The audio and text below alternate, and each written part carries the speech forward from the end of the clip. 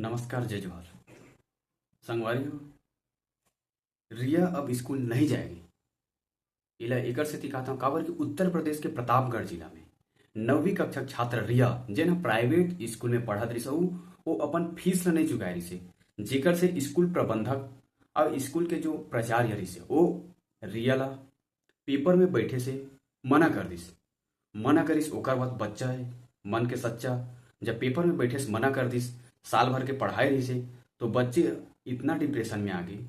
रिया जो घर में जाके फांसी लगा ली। संगवारी, सोचो हमर नई शिक्षा नीति समावेशी कार्यक्रम का ये शिक्षा देते का वो प्राइवेट स्कूल सिर्फ अब पैसा के भूखा है का?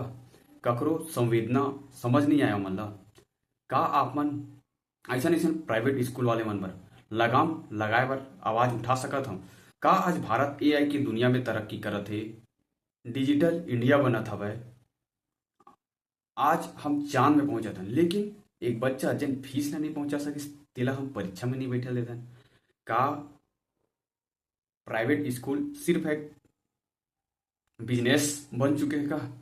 जो एक बच्चा यदि फीस नहीं चुका सकिस तो परीक्षा में बैठे नहीं दिस, तो सरकार आपला और हमला सोचे की जरूरत है। एक रिया तो चलेगी, लेकिन हर घर में एक रिया है जिला बचाए की जरूरत है। ऐसा ऐसा प्राइवेट स्कूल में लगाम लगाए के जरूरत है।